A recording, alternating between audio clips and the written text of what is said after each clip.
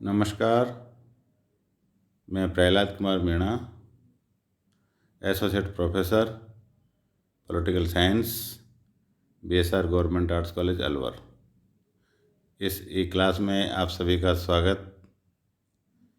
यह video BA part first, paper first व BA part first honours paper third के लिए तैयार किया गया है। इससे पहले के वीडियो में हमने राजनीतिक विचारधाराओं के संदर्भ में चर्चा की।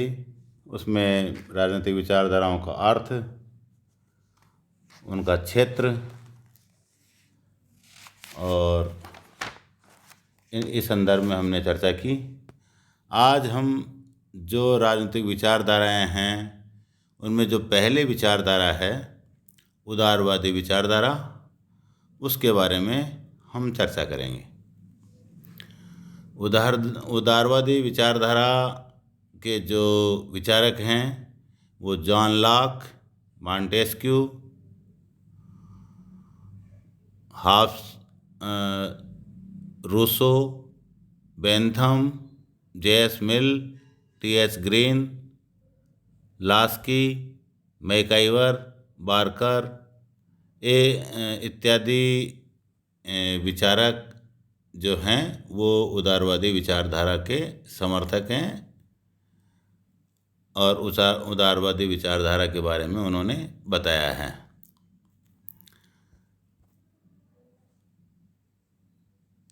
एक राजनीतिक सिद्धांत के रूप में उदारवाद दो पृथक तत्वों का मिश्रण है।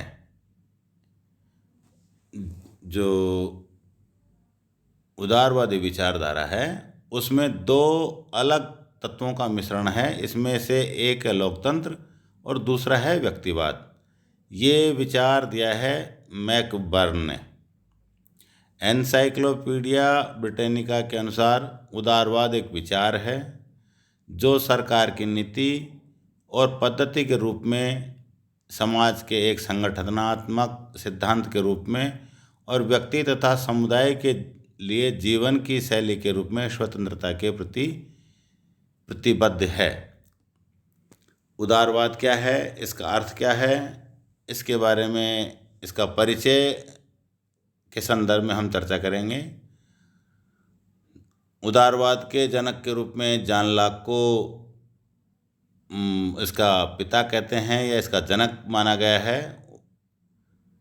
उदारवादी विचारधारा अन्य विचारधाराओं की तरह निश्चित और क्रमबद्ध विचारधारा नहीं है। लास्की ने सही ही कहा है कि इसका वर्णन करना कठिन है और इसे परिभाषित भी करना कम कठिन नहीं है, क्योंकि यह सिद्धांतों का समूह न होकर स्थिर विचार मात्र है।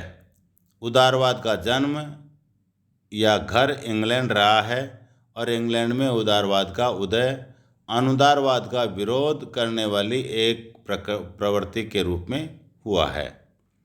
कुछ व्यक्ति उदारवाद को व्यक्तिवाद का पर्यायवाची मानते हैं, जो कि पूर्णतया सत्य नहीं है। यद्यपि व्यक्तिवाद उदारवाद का अभिन्न अंग है, किंतु दोनों एक नहीं हैं।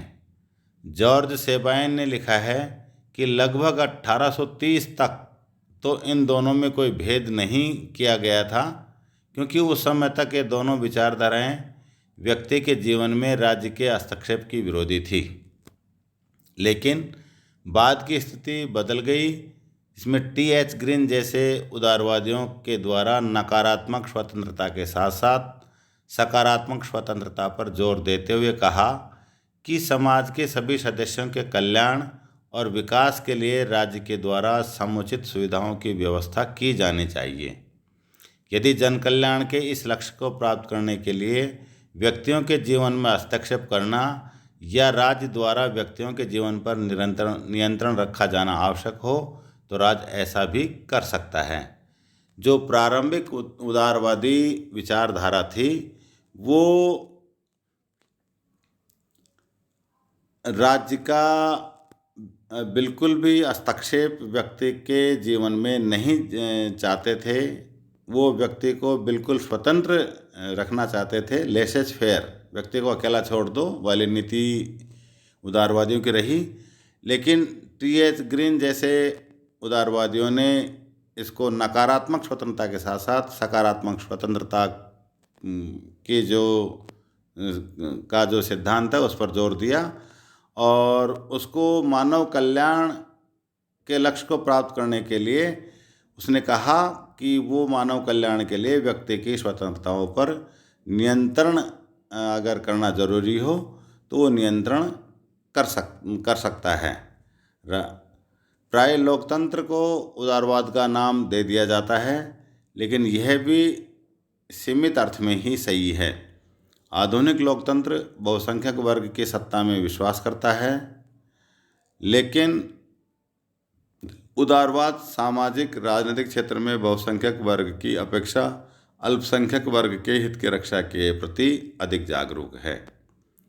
उदारवाद परिवर्तन और प्रगति का संदेश देता है और व्यक्तिवाद व लोकतंत्र भी इसमें शामिल हैं।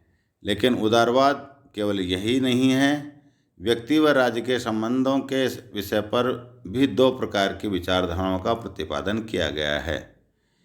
एक विचारधारा राज्य को समस्त मानवीय जीवन का केंद्र और अपने आप में एक साध्य मानती है। दूसरी विचारधारा इस बात का प्रतिपादन करती है कि व्यक्ति और राज्य में व्यक्ति ही साध्य है, राज्य को साधन मात्र माना गया है। उदारवादी दूसरी विचारधारा का जो समूह है जो इस बात पर बल देता है कि समस्त मानवीय व्यवस्था का केंद्र व्यक्ति ही है, राज्य, समाज और अन्य संस्थाएं इस व्यक्ति के कल्याण के साधन मात्र हैं और समस्त राजनीतिक, आर्थिक और सामाजिक व्यवस्था का निर्धारण व्यक्ति को केंद्र मानकर ही किया जाना चाहिए। कालखंड के या समय के आधार पर उदारवाद को दो चरणों में विभाजित किया गया है। प्रारंभिक या पुरातन उदारवाद जो कि 17वीं शताब्दी से 19वीं शताब्दी के मध्य तक रहा, और दूसरा है आधुनिक उदारवाद जो 19वीं शताब्दी के उत्तरार्ध से वर्तमान तक है। यानी कि समय के अनुसार उदारवाद की जो उदारवादी विचारधारा है उसको दो चरणों में विभाजित किया गया। प्रारंभिक उदारवाद जो 17वीं शताब्दी में इंग्लैंड से शुरू होता है, जो 17वीं शताब्दी से शुरू होकर 19वीं शताब्दी के मध्य तक रहा, और आधुनिक उदारवाद का समय 19वीं शताब्दी के उत्तरार्ध से वर्तमान तक का है।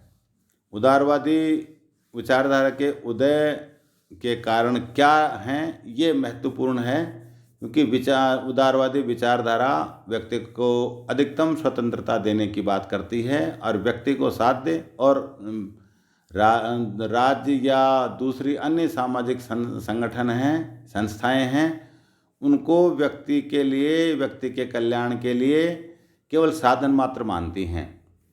अब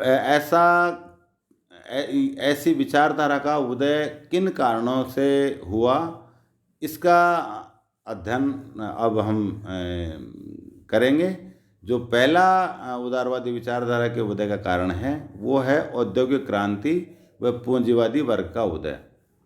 मध्य युग में लोगों का आर्थिक जीवन स्वतंत्र नहीं था। कृषक वर्ग सामंतों के अधीन था। दस्तकारों तथा व्यापार पर उनकी श्रेणियों का नियंत्रण था जो गिल्ड कहलाती थी।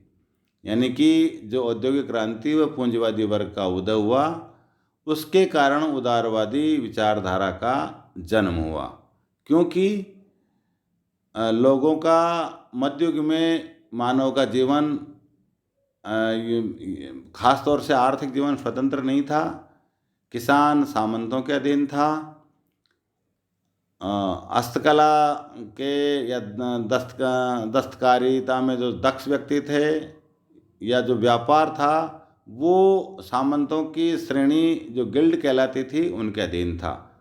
18वीं सदी में औद्योगिक क्रांति के कारण बड़े पैमाने पर उत्पादन होने लगा।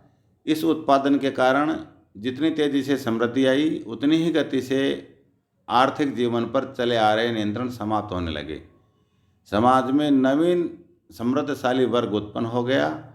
उसका एकमात्र उद्देश्य अधिक से अधिक संपत्ति अर्जन या इकट्ठा करना था। यह वर्ग उन समस्त नियमों और प्रतिबंधों का विरोध करने लगा जो इनको संपत्ति एकत्रित करने में बाधा पहुंचाते थे।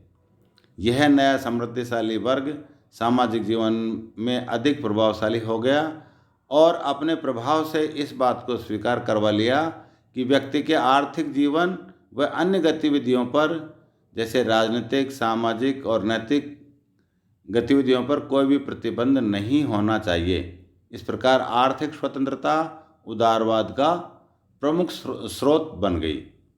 दूसरा जो उदारवादी विचारधारा के उदय का कारण है वो है नवजागरण। प्राचीन युग में यूनानी जीवन के अंतर्गत व्यक्ति के जीवन को आधारभूत रूप से महत्व प्राप्त था। उनके चिंतन का रूप लौकिक था और यूनानियों के दर्शन, साहित्य, कला, विज्ञान के क्षेत्र में आश्चर्यजनक प्रगति की थी। लेकिन मध्ययुग में पारलौकिक दृष्टिकोण को अपना लिया गया और चिंतन का एकमात्र केंद्र ईश्वर ही हो जाने के कारण जीवन के अन्य क्षेत्रों में कोई प्रगति नहीं हो सकी। मध्ययुग में व्यक्ति को भुला दिया गया, लेकिन आधुनिक युग के आरंभ में लोगों की दृष्टि पुनः यूनानी चिंतन पर पड़ी और नवजागरण के नाम से एक बौद्धिक आंदोलन चल पड़ा, जिसने लोगों के विचारों, आदर्शों, चिंतन पद्धतियों में क्रांतिकारी परिवर्तन कर दिया। नवजागरण में व्यक्तियों के दृष्टिकोण को लौकिक बनाया, व्यक्ति और उसके व्यक्तित्व को सर्वोच्च महत्व प्रदान किया और उन्हें सिखाया गया कि सत्य की प्राप्ति का मार्ग श्रद्धा व अंधविश्वास का नहीं वरन बुद्धि और विवेक का है। इस प्रकार नवजागरण ने व्यक्ति की स्वतंत्रता पर बल देकर उदारवाद का मार्ग प्रशस्त किया।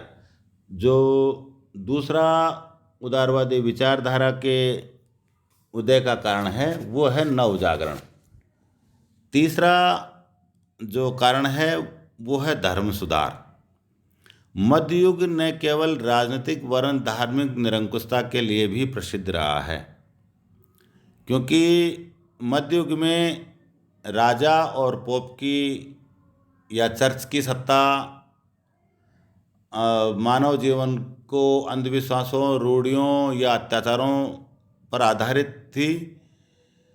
मध्ययुग ने केवल राजनीतिक वरन धार्मिक निरंकुशता के लिए भी प्रसिद्ध रहा है। धार्मिक क्षेत्र में पोप लोगों की निरंकुशता थी और ऐसा माना जाता था कि पोप शास्त्रों को जो अर्थ बतलाते हैं वह प्रमाणिक है।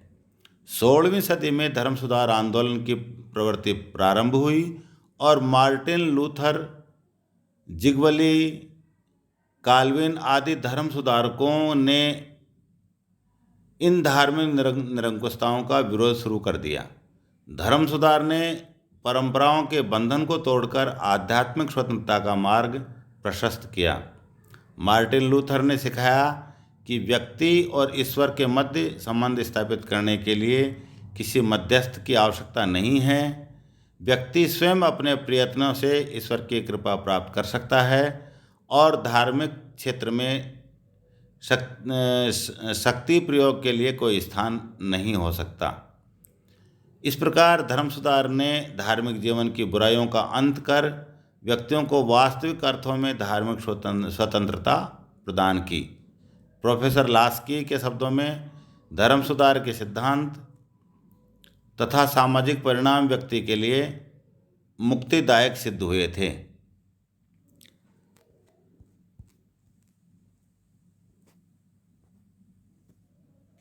इस प्रकार से ये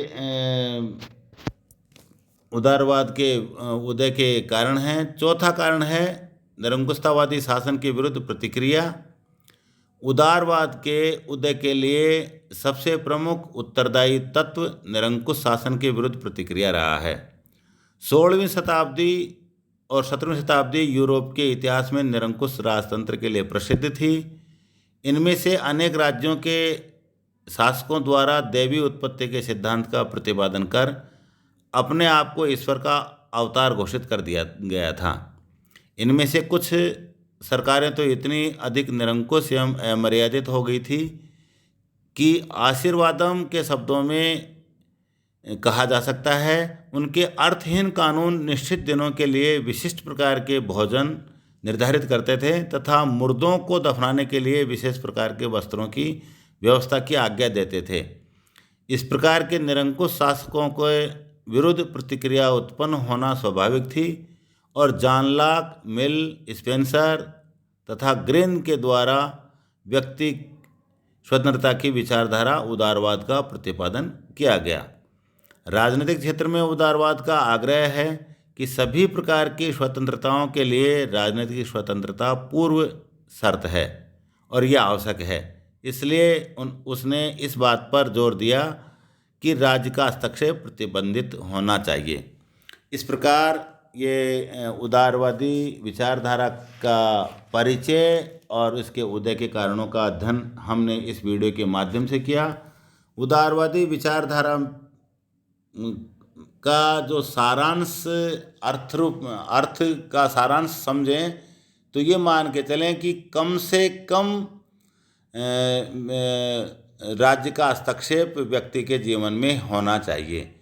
व्यक्ति को धार्मिक, आर्थिक, राजनीतिक सभी क्षेत्रों में उसको अधिक से अधिक स्वतंत्रता प्राप्त होनी चाहिए।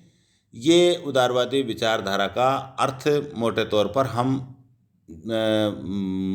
समझ सकते हैं। और इसमें दो अलग अलग तत्व जिसमें व्यक्तिवाद और लोकतंत्र, क्योंकि लोकतंत्र में भी व्यक्ति की स्वतंत्रता पर जोर दिया जाता है और राज्य का हस्तक्षेप कम से कम उसमें माना जाता है। उसके कल्याण हेतु ही राज्य का हस्तक्षेप व्यक्ति के स्वतंत्रताओं में होना चाहिए। लोकतंत्र भी यही मानता है और व्यक्तिवादी विचारधारा भी यही मानती है कि जितना आवश्यक हो केवल उतना ही हस्तक्षेप राज्य के द्वारा होना चाहिए। उदारवादी विचारधारा के उदय के कारणों का भी हमने इस वीडियो के माध्यम से अध्ययन किया। इसमें पहला जो कारण रहा औद्योगिक क्रांति व पूंजीपति वर्ग का उदय, दूसरा है नवजागरण, तीसरा है धर्म सुधार और चौथा है निरंकुशतावादी शासन के विरुद्ध प्रतिक्रिया। इस प्रकार से ये उदारवादी विचारधारा का उदय के कारणों का और अर्थ का अध्ययन हमने इस वीडियो के माध्यम से किया। अगले वीडियो में हम उदारवाद की जो प्रमुख मान्यताएं या सिद्धांत हैं उनका अध्ययन हम अगले वीडियो में करेंगे। तब तक के लिए धन्यवाद। घर में रहें, सुरक्षित रहें, अति आवश्यक होने पर ही घर से बाहर निकलें और बाहर जाते समय मास्क का प्रयोग आवश्यक रूप से करें। एक बार पुनः आपका धन्यवाद।